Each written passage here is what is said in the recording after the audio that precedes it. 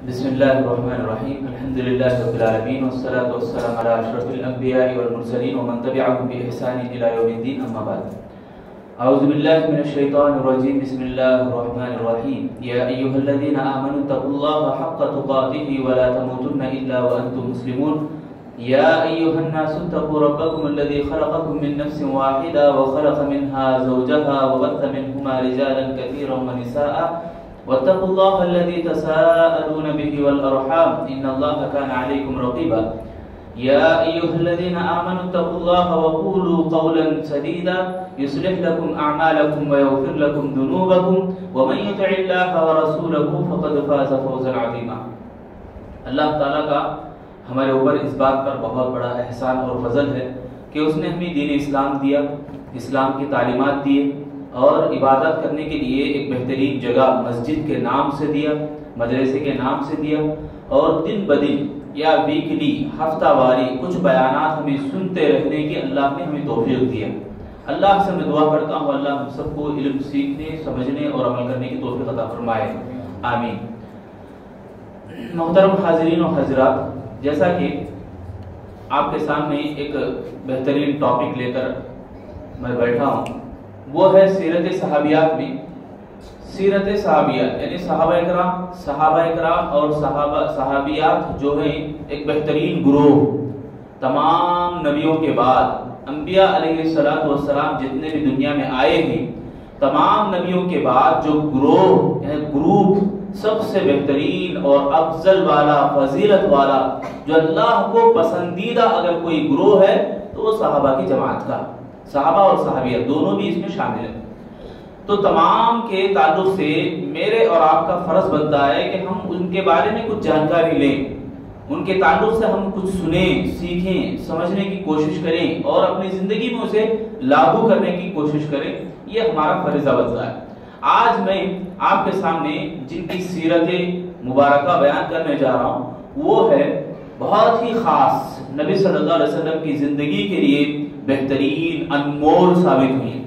یعنی نبی صلی اللہ علیہ وسلم کے لیے ابتدا ہی میں یعنی شروعات ہی میں نبی صلی اللہ علیہ وسلم کا ایک بہترین طاقت اور بہت بہترین نشو و نما یعنی پرورش تربیت جن کے ذریعے سے ہوئی ان کے بارے میں. کون ہیں وہ؟ حضرت حلیمہ سعدیہ. حضرت حلیمہ سعدیہ رضی اللہ تعالی عنہا کے تعلق سے سب سے پہلے ہم سنیں گے. حلیمہ بنت ابی ذوہیب ان کے باپ کا نام آتا ہے، حلیمہ سعدیہ ان کا نام، ان کے والد کا نام ابو ذوہیب آتا ہے، ان کے شوہر کا نام حارث بن عبد العزہ. ان کا خاندان کا ایک نام ہے، خاندان بنو سعد بول کے مشہور ہے. خاندان کا نام کیا ہے؟ بنو سعد. ان کا خاندان فصاحت اور بلاغت میں یعنی شعر و شاعری کے اندر بہت بڑا مشہور تھا. عرب کے اندر بہت سارے قبیلے یا بہت سارے لوگ اسی کے اوپر تلے ہوئے تھے. شعر و شاعری، فصاحت، بلاغت یعنی بات کرنے کا بہترین انداز، ایسا بات کرنا سامنے والا پگھل کے رہ جائے. بات کرنے کو ٹھیک ٹھاک انداز سے یعنی کس طرح سے موڑ کے بات کرنا، کس طرح سے سامنے والے کو منوا لینا، اپنی بات کا لوہا منوا لینا، یہ ساری باتیں ان کے اندر موجود تھیں. اس کے اوپر ان کو فخر بھی تھا. اسی لیے قرآن مجید کو اللہ نے نازل کیا ایسے متشابہ آیتوں سے. متشابہ آیت بولے تو سورۃ البقرہ کی ابتدائی آیتیں کیا ہیں؟ بولو، پارہ شروع کرتے ہیں ہمیں کیا پڑھتے ہیں؟ الف لام میم پڑھ دیں. ایسے ہی بیچ میں ہے قاف، نون، یعنی یہ جو حروف ہیں یہ ایسی آیتیں ہیں جس کا جواب آج تک کوئی دے سکے، بلکہ قرآن مجید ہی کا توڑ اب تک کوئی بھی پیش نہیں کر سکے. بہرحال ان کے فخر کو توڑنے کے لیے اللہ نے یہ آیتیں نازل کیا. تو انہی میں سے قبیلہ بنو سعد اس قدر مشہور تھا بلاغت اور فصاحت میں کہ اللہ کے نبی صلی اللہ علیہ وسلم تعریف کرتے ہوئے کہتے تھے میں دو فصیح اور بلیغ قبیلوں کے اندر میں پلا ہوں، یا میری پرورش دو ایسے قبیلوں میں ہوئی ہے جو فصیح اور بلیغ ہے. دو قبیلے، ایک قبیلہ بنو سعد. اللہ کے نبی صلی اللہ علیہ وسلم حضرت حلیمہ سعدیہ رضی اللہ عنہا کے پاس کتنے سال تھے؟ 5 سال. 5 سال تک اللہ کے نبی ان کے پاس رہے. تو اس کے بعد اللہ کے نبی صلی اللہ علیہ وسلم جن کے پاس آئے یعنی اپنے ہی خاص گھر کے اندر، وہ قبیلہ قریش کا تھا، پورے عرب میں مشہور تھا قبیلہ قریش۔ حج کرنے آتے تھے لوگ، حاجی لوگ، تو یہی قبیلہ قریش ان کی دیکھ بھالی کرتا، کھلاتا پلاتا، اور وہ فصاحت اور بلاغت میں بھی بہت مشہور تھے قبیلہ قریش۔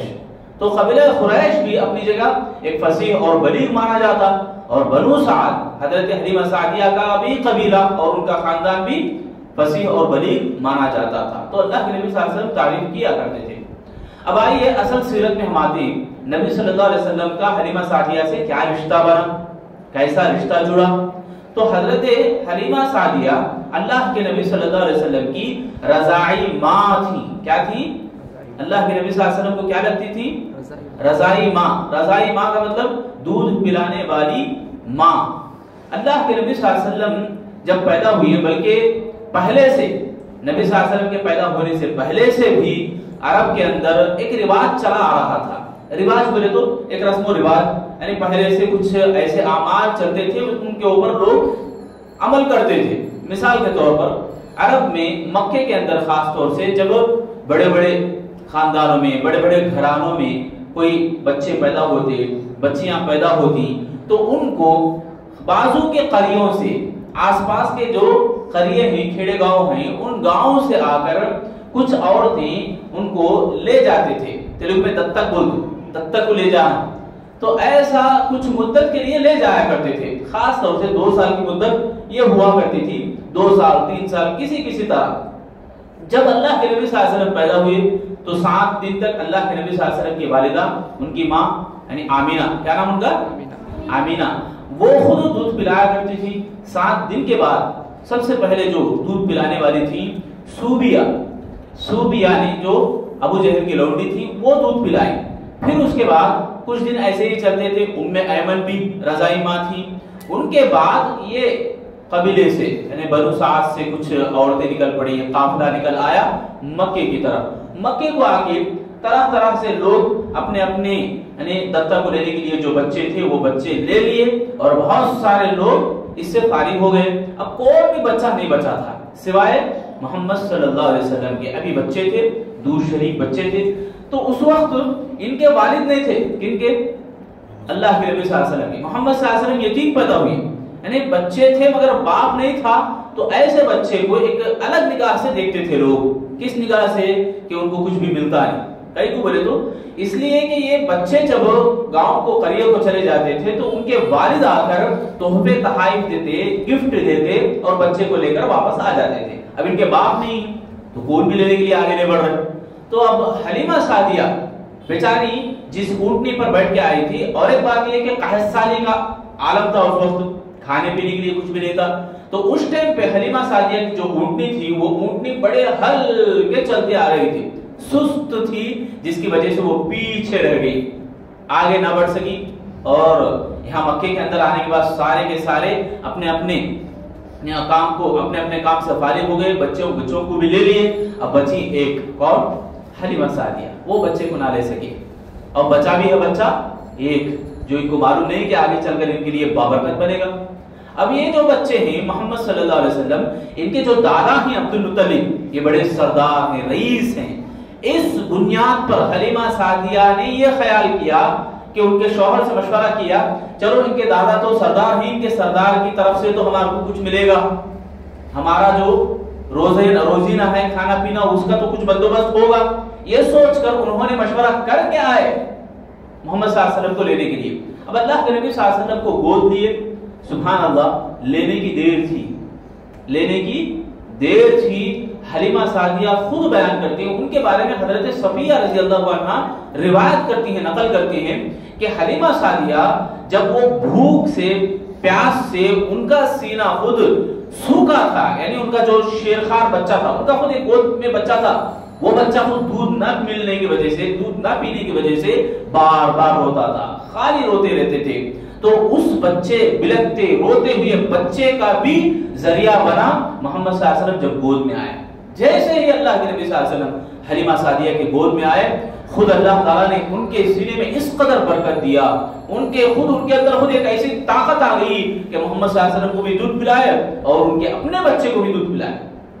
اس کے بعد جب اونٹنی پر بیٹھے اور سبحان اللہ کتنی پیاری ہے سیرت، اس یہ واقعہ اتنا پیارا واقعہ ہے کہ جب قافلہ جس اونٹنی کے اوپر آئے تھے نہیں، حلیمہ سعدیہ جس اونٹنی کے اوپر آئے تھے، وہ اونٹنی اس قدر نڈھال سست تھی کہ سب سے پیچھے آنے والی اونٹنی جب واپس جا رہے تھے تو پورا قافلہ رش کر رہا تھا.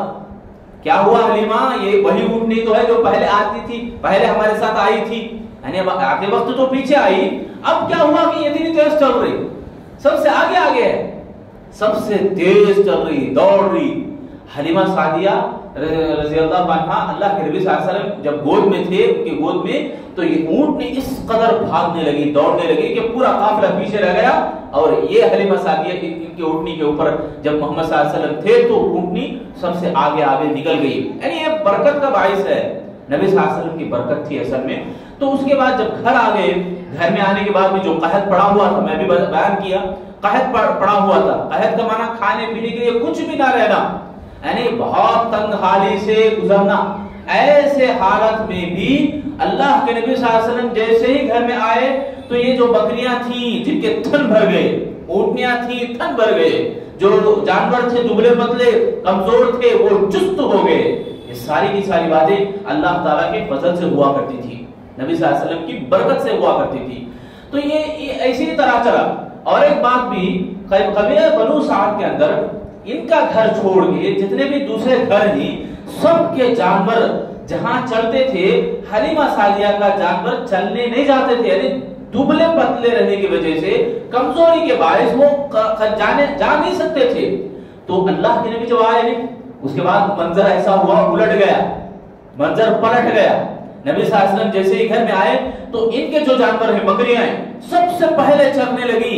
اس کے بعد ان کے بکریاں پیچھے پیچھے آنے لگی. دوسرے قبیلے کے لوگ یعنی دوسرے گھروں کے لوگ کہتے تھے کہ حلیمہ سعدیہ کی بکریاں جہاں چلتی ہیں وہیں بھی تم چراؤ. کیوں؟ اس لیے کہ وہ زیادہ چست نظر آتی ہے، دودھ بھی زیادہ دیتی ہیں. یعنی وہ مشق کرنے لگے. پہلے منظر یہ تھا، الٹا تھا، اب ماحول بالکل برعکس ہو گیا. کیوں؟ اس لیے کہ محمد صلی اللہ علیہ وسلم کی برکت کے باعث تھا. اللہ کے نبی صلی اللہ علیہ وسلم بچپن ہی سے سبحان اللہ ایک ایسے ان کا خود جسم، نبی صلی اللہ علیہ وسلم کا خود جسم ایک ایسا بابرکت جسم تھا کہ جس گھر میں داخل ہوا وہ گھر روز روشن کی طرح ہو گیا، ایک بہترین خوبصورت نظر آنے لگا. تو حارث بن عبد العزہ بھی بہت خوش تھے، ان کا خاندان بھی خوش تھا، قبیلہ بھی خوش تھا. تو اسی طرح 2 سال تک گزر گئے. 2 سال ہونے کے بعد جب مدت ختم ہو جاتی تھی، کچھ مدت کے لیے لے کر آتے تھے، وہ مدت ختم ہو گئی. جب واپس کرنا چاہا، یہ نعمتوں بھرا بچہ حلیمہ سعدیہ کب واپس کر سکتی تھی؟ دل چاہتا تھا کہ ابھی رکھ لیں، ابھی برکت سے مالا مال ہوں، ابھی اس سے فائدہ اٹھائیں، اس بچے سے، اس بچے کی برکت سے. تو جب واپس کرنے کے لیے گئے تو ایک ریکویسٹ کریں گے، آمینہ سے درخواست کری کہ بچہ اور بھی ہمارے پاس رہ جائے، کیونکہ مکے کے حالات اس وقت خراب بھی تھے. اسی کو بہانہ لگا کے کہا کہ دیکھو آمینہ، آپ کے ماحول میں، آپ کے مکے کے اندر، گاؤں کے اندر ماحول خراب ہے، یعنی ایک بیماری عام چل رہی ہے، یہ بیماری کہیں بچے کو نہ لگ جائے، اس لیے ہمارے پاس ہی رکھو، بچے کو حشاش بشاش ہم کریں گے. کیونکہ گاؤں کی ہوا زیادہ طاقت کی باعث بنتی تھی، گاؤں کے اندر ہوا بھی تازی، کھانے پینے کی چیزیں بھی تازے ہوا کرتے تھے. تو بہرحال آمینہ نے راضی ہو گئے، مان گئے، پھر چھوڑ دیے. اس کے بعد پھر مزید اللہ تعالیٰ نے ان کو ایک بہترین موقع دیا اور 3 سال رہی. ٹوٹل کتنے سال ہوئے؟ 5 سال ہوئے. تو 5 سال تک الحمدللہ اچھے انداز سے وہ گھر وہ قبیلہ بہترین انداز سے چل رہا تھا، پل رہا تھا. 5ویں سال جب واپس کرنے کا موقع آیا تو واپس کرنے کا ایک پس منظر ہے، یعنی ایک بہترین واقعہ ہے. وہ واقعہ یہ کہ اللہ کے نبی صلی اللہ علیہ وسلم یہیں پر 5 سال کے اندر اندر جب بچے تھے تو ان کے اپنی جو رضائی بہن ہیں شیما، ان کے ساتھ چلتی تھیں، پھرتے تھے. اللہ کے نبی صلی اللہ علیہ وسلم بکریاں جب چرانے جاتے تو ان کے ساتھ چلتے تھے، بھاگتے تھے، ان کے ساتھ کھیل کود بھی کرتے تھے. تو اسی طرح قبیلے کے بچے بھی اور اللہ کے نبی صلی اللہ علیہ وسلم بھی باہر، گاؤں کے باہر کھیتوں کے اندر کھیل رہے تھے. تو اتنے میں جبرائیل علیہ السلام اور ساتھ میں ایک فرشتے، 2 فرشتے آئے اور محمد صلی اللہ علیہ وسلم کو سینہ چاک کیا اور اندر سے کلیجہ نکالا اور برتن کے اندر، برتن سونے کے برتن یا چاندی کے برتن کے اندر نبی صلی اللہ علیہ وسلم کے کلیجے کو زمزم کے پانی سے دھویا. یہ واقعہ دیکھنا تھا. چھوٹے بچے آزو بازو کے تھے، وہیں دیکھتے تھے کیا؟ دیکھ سکتے تھے؟ دو آدمی آنے والے آئے, بچے کو لٹائے, محمد صلی اللہ علیہ وسلم کو سینہ کاٹے, کیا کرے؟ چھوٹے بچے ہیں اللہ کے نبی, کس عمر کے؟ 5 سال میں اللہ کے نبی کو. یہاں دیکھو 5 سال کے بچے کو نہیں, اس نے چھوٹے بچے, اس بچے کو لٹانا, سینے کو چاک کرنا یعنی کاٹنا, پھر کلیجہ نکالنا, دل نکالنا, زمزم کے پانی سے دھونا, پھر اسی جگہ پر رکھنا اور سیون ڈالنا. ساتھ میں رہنے والے بچے دیکھے خاموش رہے تھے, وہاں پہ دوڑ پڑے, بھاگ گئے, جا کر سیدھا گئے حلیمہ سعدیہ اور حارث کو بتایا کہ تمہارے بچے کے ساتھ, تمہارے قریشی بھائی کے ساتھ ایسا ہوا ایسا ہوا. تو وہ بھی ڈرے ہوئے, گھبرائے, ڈر کے مارے, کہیں وہ تو امانت ہے, مکے سے لائے نہیں, اس قدر ڈر گئے کہ بھاگتے ہوئے آئے, وہ بھی دوڑتے ہوئے آئے اور فوراً پوچھا کیا ہوا منظر تمہارے ساتھ. محمد صلی اللہ علیہ وسلم کو دیکھے تو بچے 5 سال کے بچے اچھے ہیں, حشار بشار کے. اب غور کرو, کاٹنا پھر اس کے اندر ڈالنا, سیون کرنے کے بعد بھی ایک بچہ ہنستا ہوا نظر آئے. ہمارے لیے تو پاسبل نہیں ہو سکتا ایسا, امپاسبل ہے, سوچ سکتے نہیں ہمیں. ذرا سے خراش بھی آئے تو روئیں گے, تڑپتے رہیں گے, بلبلاتے رہیں گے. مگر یہ اللہ کا کرم تھا, یہ اللہ کی طرف سے تھا, اللہ کی طرف سے تھا. اسی لیے اللہ کے نبی صلی اللہ علیہ وسلم آرام سے مسکرانے لگے, ہنستے ہوئے, سبحان اللہ. اور وہاں کپڑے نکال کر بھی دیکھے تو ایسے کچھ نشانات بھی تھے جو سیون کے نظر آئے. کچھ روایتوں میں آتا ہے, ایسی بات آتی ہے. تو بہرحال یہاں بتانے کی بات یہ ہے کہ شق صدر ہوتے ہی یہ گھبرا گئے. کون؟ حلیمہ سعدیہ اور حارث بن عبد العزیٰ. یہ دونوں فوراً اللہ کے نبی صلی اللہ علیہ وسلم کو لے کر ان کے والدہ کے پاس یعنی مکے کو گئی اور وہاں پر لے آ کر ان کو چھوڑ دیے. اب یہاں آنے کے بعد یہ منظر بھی پیش کرے, کہیں کو چھوڑ دے واپس, کہیں کو لا کے بول کے یہ پورا واقعہ بھی بیان کرے, دیکھو تمہارے بچے کے ساتھ ایسا ایسا ہوا, پھر کیا بھی نیا نام بول کے سوچتے نا لوگ. تو اس طرح سے آمینہ بیان کرنے لگے. دیکھو ماں بھی تو ماں تھی, سبحان اللہ, جو کچھ وہ محسوس کری وہ بیان کرتی ہیں. تم ڈر رہے ہو اس کام کی وجہ سے, جبکہ میں حمل سے تھی, اس بچے کو جب پیٹ میں رکھی تھی تو مجھے ایسے ایسے خواب بھی دکھتے تھے کہ مکے, شام اور ایران کے محلات روشن ہوتے ہوئے نظر آئے مجھے. یعنی کچھ ایسے معجزات وہ بیان کرے جس سے بیان کرتے. خود آمینہ بتاتی ہیں کہ حلیمہ اس واقعے سے تم ڈرو نہیں, اس بچے کو اللہ حفاظت کرنے والا ہے. کیوں؟ اس لیے کہ یہ بچہ دنیا کے اندر بہت ہی معروف بنے گا, اس کی تعریف کی جائے گی. اسی لیے کیا نام تھا نبی کا؟ محمد. آمینہ کیا رکھے تھے نا؟ احمد رکھے تھے. اور عبد المطلب کیا رکھے تھے؟ محمد. تو دونوں کا معنی ایک ہی ہے, تعریف کی جائے گی. حمد سے ہے محمد, حمد بولے تو تعریف, تو محمد اسی سے ہے کہ تمام پوری دنیا کے اندر اللہ کے نبی صلی اللہ علیہ وسلم کی تعریف کا بول بالا ہوگا. تو آج بھی کوئی کونا دیکھو, کہیں مسجد نہیں ہے کیا؟ وہاں پر اذان نہیں ہوتی کیا؟ اذان میں کیا بولتے ہیں؟ اشہد ان لا الہ الا اللہ کے بعد اشہد ان محمد رسول اللہ. کیا معنی ہے اس کا؟ یہی یعنی اللہ کے نبی صلی اللہ علیہ وسلم کی تعریف. تو بہرحال یہ 5 سال تک یہ حلیمہ سعدیہ نبی صلی اللہ علیہ وسلم کو اپنے پاس رکھی. اس کے بعد ہمارا سوال یہ ہو سکتا ہے کیا حلیمہ سعدیہ اسلام قبول کری؟ یعنی اسلام قبول کرنے کے بعد کیا ہوا؟ یہ سب باتیں تو ہجرت کے بعد ہمارے کو جو بات سمجھ میں آتی ہے اسلام قبول کرنے کے تعلق سے, 8ویں ہجری میں جعرانہ نامی ایک قبیلے کے اندر اللہ کے نبی صلی اللہ علیہ وسلم صحابہ کو بھیجے گوشت تقسیم کرنے کے لیے. تو وہاں پر دیکھا گیا کہ ان کی والدہ رضائی ماں حلیمہ سعدیہ اللہ کے نبی صلی اللہ علیہ وسلم کے پاس آتی ہیں. اللہ کے نبی صلی اللہ علیہ وسلم وہ آتے, اٹھ کر کھڑے ہوتے ہیں, چادر بچھاتے ہیں, چپ کرو, چادر بچھاتے ہیں اور حلیمہ سعدیہ کو باقاعدہ وہاں بٹھاتے ہیں, احتراماً ان کا ادب کرتے ہیں, ان کی بات سنتے ہیں, توجہ سے سنتے ہیں, ان کی بڑی قدر کرتے ہیں, بڑی قدردانی کرتے ہیں. ان کے تعلق سے, وفات کے تعلق سے کوئی روایت صحیح نظر نہیں آتی. البتہ ایک جنگ کے موقع پر, جنگ حنین میں, ان کی جو بڑی بیٹی ہیں شیمہ رضی اللہ تعالیٰ, یہ اسلام قبول کرنے کا ان کا ذکر آتا ہے. جب یہ جنگ حنین میں جب پکڑی گئی قید کے طور پر جنگ حنین میں, تو اللہ کے نبی صلی اللہ علیہ وسلم نے انہیں بہت سارے انعامات دیے, بہت سارے چیزیں دیے. ایک حدیث کے اندر, ایک تاریخ کی کتاب کے اندر بھی یہ بات بھی آتی ہے کہ شیمہ رضی اللہ تعالیٰ عنہ نبی صلی اللہ علیہ وسلم کی رضائی بہن ہیں. یہ تحقیق کے لیے جب پوچھا گیا تو وہ اپنے بدن کا کچھ حصہ دکھایا کہ محمد صلی اللہ علیہ وسلم جہاں پر ان کو بچپن میں کچھ خروش دی تھی یا چوٹ پہنچائی تھی. تو اس طرح کی بھی باتیں آتی ہیں. تو بہرحال ان کے حلیمہ سعدیہ کی اولاد میں دو اولاد جن کا ذکر آتا ہے وہ اسلام قبول کرے تھے، ایک انیسہ اور ایک حذافہ۔ حذافہ انہی کو شیما کہتے ہیں، دو نام ہیں ان کے، حذافہ اور شیما ایک ہی نام ہے، انیسہ بھی ایک اور نام آتا ہے۔ تو یہ مختصر تاریخ تھی، مختصر سیرت ہے حلیمہ سعدیہ رضی اللہ تعالیٰ عنہ کی۔ ان کے بعد جو سیرت ہے، ایک اور سیرت جو اللہ کے نبی صلی اللہ علیہ وسلم کی بہت بڑی چہی تھی، نبی صلی اللہ علیہ وسلم کے لیے ایک بہترین طاقت کی مثال رکھتی تھی۔ اللہ کے نبی صلی اللہ علیہ وسلم کی پھوپھیوں میں سے اکیلی ایک پھوپھی کے علاوہ بہت ساری پھوپھیوں کے تعلق سے اختلاف ہے کہ اسلام قبول کری نہیں کری، البتہ اتفاق ہے سبھی پھوپھیوں میں نبی صلی اللہ علیہ وسلم کی جو پھوپھی ہیں اسلام قبول کرنے والی، وہ عبداللہ بن زبیر بن عوام، زبیر رضی اللہ تعالیٰ عنہ کی والدہ، ان کا نام کیا ہے؟ صفیہ، صفیہ بنت عبد المطلب، صفیہ بنت عبد المطلب، جو اللہ تعالیٰ نے وَأَنذِرْ عَشِيرَتَكَ الْأَقْرَبِينَ آیت نازل کیا، کیا معنی ہے اس کا؟ ڈانٹ ڈراؤ اپنے قریبی لوگوں کو۔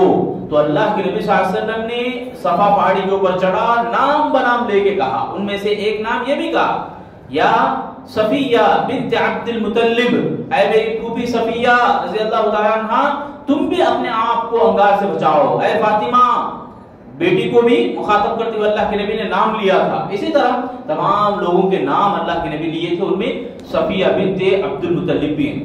صفیہ رضی اللہ تعالیٰ عنہ، ان کے صفیہ بنت عبد المطلب، یہ تو معلوم ہوا نا، ان کے جو والد ہیں عبد المطلب، نبی صلی اللہ علیہ وسلم کے دادا، نبی کو کیا لگتی؟ پھوپھی لگتی۔ ایک ہی جنے اسلام قبول کرے، یہ تمام محدثین کا، تمام تاریخ نگاروں کا اتفاق ہے اس بات پر۔ اب رہی بات ان کی ماں کا نام حالہ بنت وہب، ان کی ماں کا نام کیا تھا؟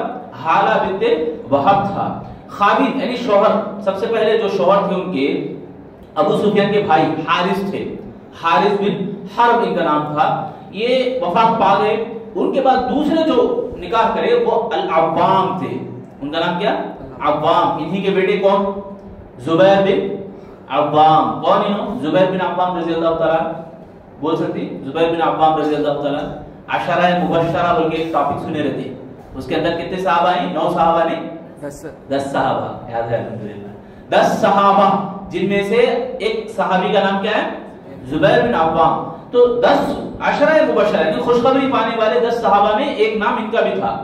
تو یہ ہجرت سے پہلے ہی، یعنی سب سے پہلے اسلام قبول کرنے والوں میں ان کا شمار آتا ہے۔ ان کا حضرت صفیہ رضی اللہ تعالیٰ عنہ کا، ان کے بیٹے بھی سب سے پہلے اسلام قبول کرنے والوں میں ہی سے آتے ہیں۔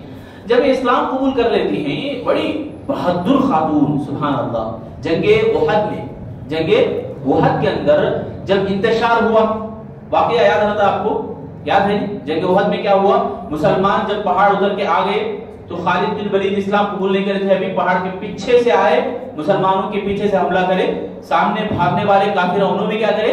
پلٹ کے آگے، کہ ہمارے مشرک بھائی ادھر سے آ رہے مسلمانوں کو قتل کرنے کے لیے، تو مسلمان بیچ میں رہ گئے چکی کے پاٹ کے جیسا، ادھر بھی کافر دشمن، ادھر بھی کافر دشمن، بیچ میں صحابہ اکرام، سنو غور سے عمران، بیچ میں صحابہ اکرام، تو چکی کے پاٹ میں آ گئے، تو اس وقت مسلمانوں کی کیا حالت رہنا؟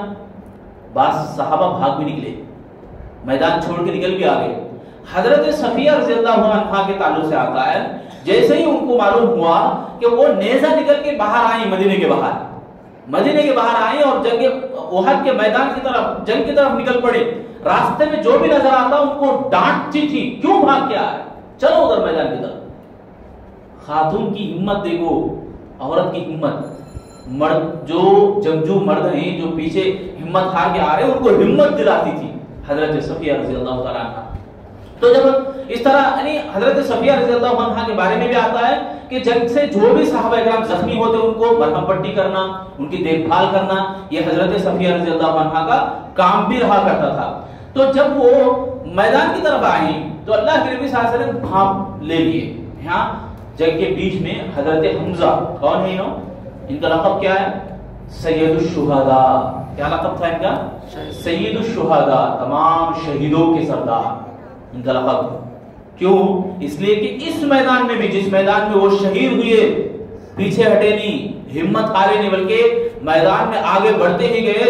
30 آدمیوں کو، 30 کافر اور مشرکوں کو وہ جہنم واصل گئے۔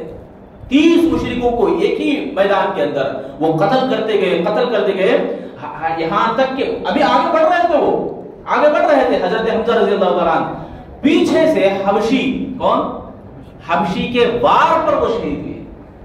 حبشی کا جو وار تھا اس کی وجہ سے پیٹ کے ناف کے پاس سے وہ نکلتا ہوا جو آرا نکلتا ہوا پیچھے سے نکل گیا، اس قدر وہ وار کیے تھے حبشی۔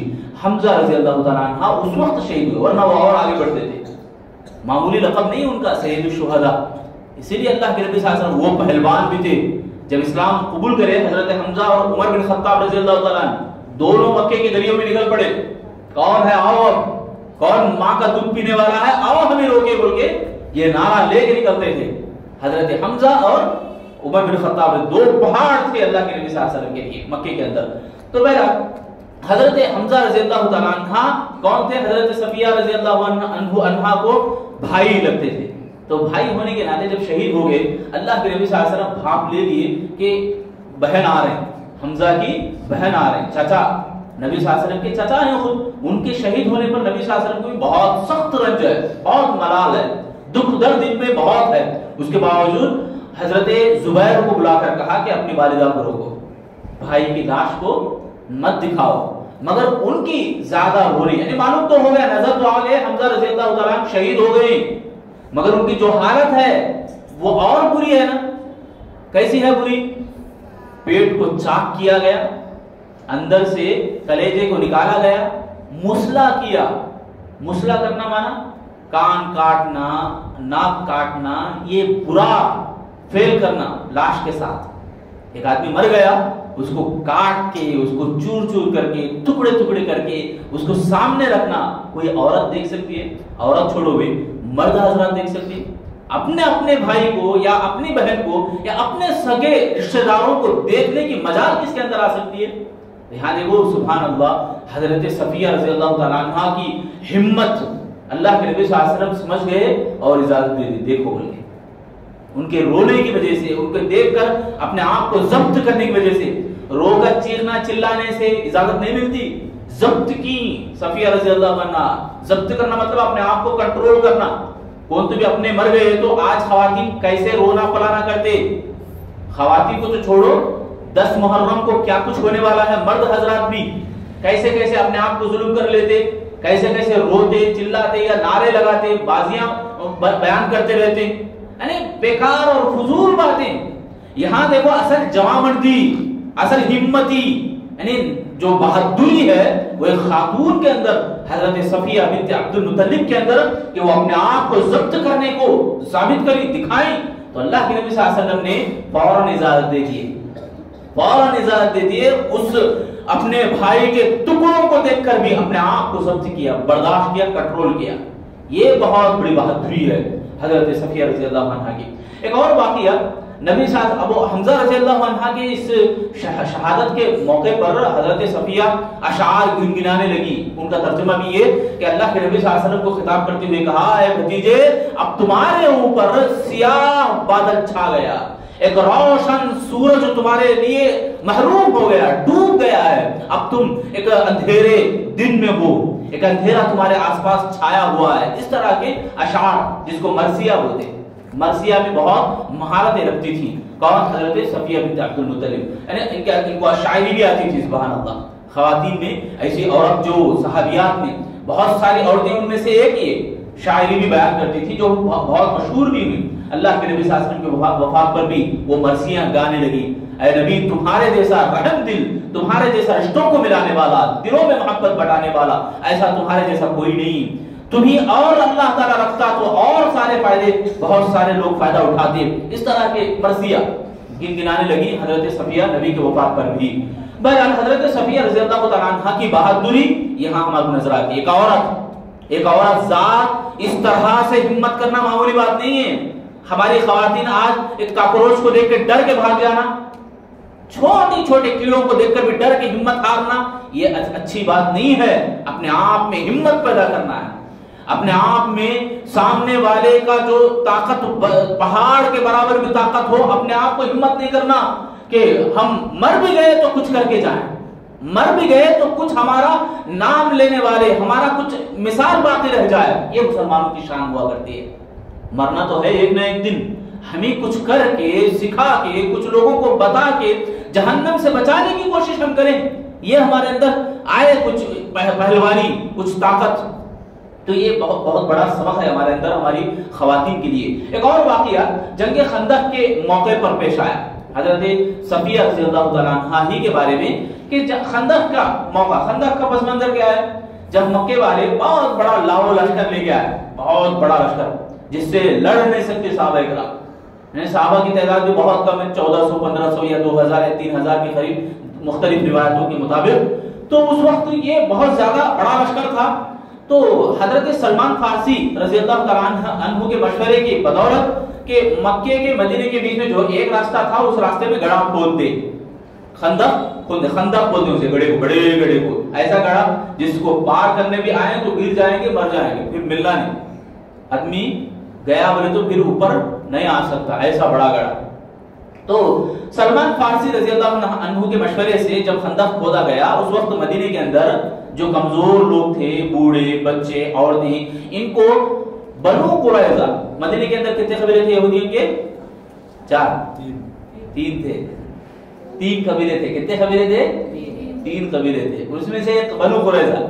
بنو قریظہ کے قریب میں ایک بہت بڑا محل تھا، وہ محل کے انصار کا ایک محل تھا، اس محل میں تمام کمزور لوگوں کو، بوڑھوں کو، بچوں کو اور عورتوں کو رکھ دیا، اور ان کے ذمہ دار حضرت حسان بن ثابت تھے، حسان بن ثابت رضی اللہ تعالیٰ۔ یہ بھی بہت بڑے مشہور شاعر رسول اللہ کے نبی کے شاعر تھے۔ اس وقت ہوا یہ کہ بنو قریظہ کا قبیلہ بھی قریب ہے، بالکل قریب ہے، تو یہودیوں نے اچھا موقع سمجھا کہ کمزور لوگ یہاں جو بھی مسلمان یہاں قلعہ بند ہیں، قلعے میں محل میں اندر ہیں، تو دیکھیں گے کچھ جاسوس کو بھیج کر، بول کے کچھ جاسوس بھیجے۔ ایک جاسوس آیا یہودی کا، چکر لگا رہا تھا، گول کر رہا تھا کیا ہو رہا ہے کہ دیکھیں گے بول کے۔ تو حسان بن ثابت کو حضرت صفیہ رضی اللہ عنہا بھانپ لی کہ یہ یہودی ہے، تو ان کو بتایا کہ جاؤ اس کو قتل کرو، ورنہ یہ بہت بڑا جاسوس ہے، نقصان ہونے والا ہے ہمارے لیے، خطرہ ہے ہمارے لیے۔ اگر وہ گیا یہودیوں کا قبیلہ یعنی ایک لشکر بلا کر لایا تو ہم تاب نہیں لا سکتے، جاؤ ان کو قتل کرو۔ تو حسان بن ثابت مسکراتے ہوئے کہا کہ میں اتنی طاقت نہیں رکھتا، ان کی کچھ کمزوری تھی کہ وہ تلوار پکڑ نہیں سکتے تھے۔ بہرحال صفیہ رضی اللہ تعالیٰ عنہ خود خیمے کے اندر ایک چیز کو توڑا، تلوار کا ذکر نہیں وہاں پہ، چیز کو توڑا، خیمے کے اندر ایک نصب کی ہوئی چیز کو یعنی گاڑی ہوئی چیز کو توڑا اور گئے یہودی کا کام تمام کر دیا۔ اتنا ہی نہیں بلکہ اس کا سر قلم کر دیا، سر قلم کر کے تڑپتے ہوئے ہمارا یہودی، اور اس کے سر کو نیچے محل کے نیچے جو یہودیوں کی جو ٹیم تھی انتظار میں تھی کہ جاسوس آئے گا ہمیں بتائے گا، اس ٹیم کے اندر بھیجا مطلب پھینکا۔ اس سر کو دیکھتے ہی تمام یہودی سمجھ گئے یہاں بھی کوئی بڑا لشکر ہے اندر، ہم اس سے لڑ سکتے ہیں۔ یہ سوچ کے یہودیوں کی ٹیم واپس چلے گئی۔ کیا منظر ہے یہاں پہ؟ کیا خالی ایک عورت جوان مردی دکھائی، بہادری دکھائی، یہ بات ہے؟ اس سے بڑھ کر یہ بات ہے کہ پورے ایک لشکر کا مقابلہ کرنے کی طاقت حضرت صفیہ رضی اللہ تعالیٰ عنہ نے بتائی۔ ایک لشکر کو واپس کروا دیا، ایک لشکر کی ہمت کو توڑ دی۔ ایک عورت اور 10 بلکہ 100 بھی ہو سکتی، کتنے لوگ تھے معلوم نہیں، تعداد نہیں وہاں پہ، اس بڑے لشکر کو ہمت ہرانے کا ذریعہ بنی کون بنی؟ حضرت صفیہ رضی اللہ تعالیٰ۔ سبحان اللہ۔ تو یہ واقعہ بھی بڑا پیارا واقعہ ہے، پورے بنو قریظہ کے قبیلے کو واپس کروانے، یعنی پورے بنو قریظہ کے قبیلے کے ہمت کو توڑنے والی حضرت صفیہ رضی اللہ تعالیٰ عنہ بنی۔ اور یہ 70 سال کی عمر تک اللہ کے نبی صلی اللہ علیہ وسلم کے وفات کے بعد 10 سال تک لگ بھگ تھی، زندہ تھی، اور مرثیہ نگار بھی تھی، بہت سارے اشعار ان کے مشہور تھی، بہت سارے اشعار ان کے بیان کردہ ہیں تاریخ کے اندر، کتابوں کے اندر۔ 70 سال کی عمر میں 20 ہجری میں ان کی وفات ہوتی ہے۔ دونوں سیرتوں میں، یہ مختصر سیرت ہے حضرت صفیہ بنت عبد المطلب کی، یہ دونوں سیرتوں سے بہت سارے اسباق ہمارے کو ملتے ہیں۔ یعنی ایک جگہ جہاں پر حلم و بردباری اگر نظر آتی ہے، یعنی رحم دلی، اللہ کے نبی صلی اللہ علیہ وسلم کے ساتھ حلیمہ سعدیہ کا برتاؤ کیسا تھا، ایک تربیت کرنے والی ماں کے لیے یہ بہترین مثال ہے۔ کون؟ حضرت حلیمہ سعدیہ۔ ماں کیسے رہنا ہے، ماں کی پرورش میں کیا کیا باتیں لانی ہیں، کون سی باتیں لانی ہیں، یہ ساری باتیں ہمیں حلیمہ سعدیہ کی زندگی سے ہمارے کو ملتی ہیں۔ اور ایک عورت عورت ذات ہوتے ہوئے بھی اپنے اندر بہادری، اپنے اندر جو پہلوانی پیدا کرنا ہے، اگر ہمارے کو دیکھنا ہے مثالی خاتون تو وہ حضرت صفیہ بنت عبد المطلب کو ہم دیکھ سکتے ہیں، کیونکہ ایک مرد ایک نہیں 10 مرد کی طاقت کے برابر بھی ہے، نہیں سمجھ میں آ رہی بات؟ 10 مرد کی طاقت ہے، اس سے بھی کہیں گنا زیادہ حضرت صفیہ رضی اللہ تعالیٰ عنہ اپنے اندر سموئے رکھتی تھی۔ تو یہ ایک بہترین مثال ہے ہماری خواتین کے لیے۔ خاتون اکیلی خاتون نہیں ہے، اس کے خاتون آپ سنے ہیں وہ حدیث، آپ کو یاد آئے گا میں اگر بولوں کہ کل قیامت کے دن ایک عورت 4 مردوں کو جہنم میں لے جائے گی۔ سنی حدیث، 4 مردوں کو جہنم میں لے جائے گی۔ کیا مطلب ہے کہ عورت کا ذریعہ بنا، یعنی عورت کے ذریعے سے شوہر کا بگاڑ ہوا، یا عورت کے ذریعے سے اپنے بھائی کو بگڑنا پڑا، اپنے باپ کو بگڑنا پڑا۔ ہوتا نہیں کب بچی کو پالنا ہے بولے تو باپ کیا کرتا، ادھر ادھر جا کے سود کرتا، یعنی خرچ کرتا، ایسے کمائی کرتا، حلال حرام کوئی تمیز کیے بغیر، اس طرح سے یعنی عورت کی وجہ سے، عورت کے سبب سے 4 مرد جہنم واصل ہو سکتے ہیں۔ تو آپ اس کے برعکس سوچیں، مسلمان ہیں، خاتون اسلام ہے تو اس کے الٹا سوچیں، کیوں نہ 4 مردوں کو جنت میں لے جانے والا بنے، جنت میں لے جانے والی بنے؟ ہو سکتا نہیں؟ دیکھو دل سے ٹھان لو، انشاءاللہ زور سے اپنے دلوں کی گہرائی کے اندر سے بولیں کہ ہم ضرور 4 نے 40 لوگوں کو جنت لے جانے کا باعث بنیں گی، جہنم سے بچائیں گی، یہ ٹھان لیں۔ ہر ایک خاتون جو اوپر باپردہ بیٹھی ہیں، تمام خواتین سے میں درخواست کرتا ہوں، التماس ہے میری کہ حضرت صفیہ رضی اللہ تعالیٰ عنہ کی یہ ایک مثال آپ سنیں، یہ ایک بہادری آپ سمجھیں، ان کے اندر اس قدر بہادری تھی۔ تو ایسے کئی صحابیات ہیں، ایک نہیں کئی صحابیات ہیں، آپ روزانہ 5 منٹ ہی صحیح نکال کر ایک صحابی کے بارے میں 5 منٹ سنتے گئے تو آپ کے دلوں کے اندر ایمانی جذبہ پیدا ہوئے بغیر نہیں رہتا۔ یہ ہماری گارنٹی ہے، یہ اسلام کی گارنٹی ہے، تاریخ کی گارنٹی ہے، تاریخ اسلام کی گارنٹی ہے۔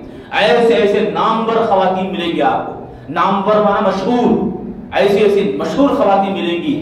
یہ سب جو ٹی وی سیریل ہے یا ہماری بیکار کی باتیں، جو باتیں ہم کرتے بیٹھتے رہتے ہیں خواتین ہماری، تو یہ تمام سے بھی کہیں گنا زیادہ بہتر ہے ہمارے لیے کہ ہم سیرت صحابیات کو پڑھیں، سیرت کو پڑھنے کی کوشش کریں۔ آج دیکھو تربیت کا ایسا بگاڑ ہے ہمارے پاس، ہمارے ماحول میں، کہ دین سیکھنا بولے تو ہمارے لیے ایک چیپ ہو گیا، یعنی ایک حقیر معاملہ ہو گیا ہے۔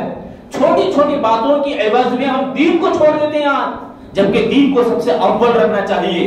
اور ایک بات میں آپ کو بتاؤں، دین سیکھنے کے جو موقع آپ کو مل رہا ہے، اس موقع کو چھوڑ کر آپ دوسرے موقع میں اگر جا رہے ہیں، دوسرے کام میں آپ ہیں، تو اس کام کی بدولت اللہ تعالیٰ ایسا بگاڑ آپ کے اندر پیدا کرے گا کہ وہ کام کے بھی قابل نہیں رہ سکتے، وہ کام بھی ٹھیک سے نہیں ادا کر سکتے، کیونکہ اس لیے کہ جو آپ کو موقع مل رہا ہے، آپ کو جو ابھی وقت مل رہا ہے سیکھنے کا، وہ وقت کو آپ گنوا دیے، اللہ تمہارے جتنے بھی آنے والے کام ہوں تمام کاموں کو بھی گنوا دے گا۔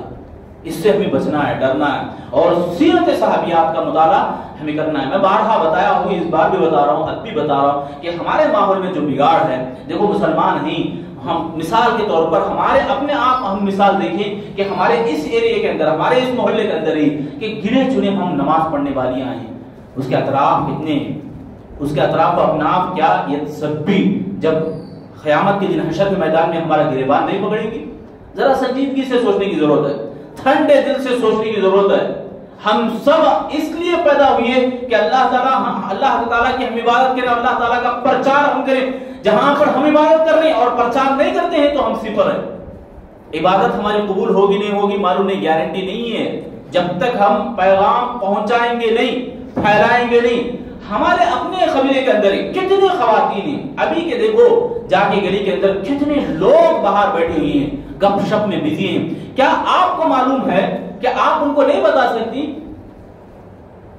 میں آپ سے پوچھ رہا ہوں، خواتین جواب دیں ذمہ داروں کو، اوپر جو بھی خواتین ذمہ دار ہیں وہ اپنے اپنے ذمہ داروں کو بتائیں، کیا جواب نہیں دے سکتے؟ کیا ہمارے پاس ایک ایسا ترکیب یعنی پلان نہیں ہے؟ پلان ہم کرتے ہیں، کیسے کیسے پلاننگ کرتے ہیں۔ ابھی بیان میں آپ سنیں، میرے سے پہلے جو شیخ بیان کیے کہ پلاننگ کرنا ہے سال بھر کا، اس محلے کے اندر، اس مسجد، اس ایریے کے اندر ایک ایک مسجد ہے، مسجد کا ایک حق ہے، تو اس حق کے لیے نبھانا، ذمہ داری پوری کرنا تو آپ اکیلے کی نہیں بلکہ سب کی بھی ذمہ داری ہے۔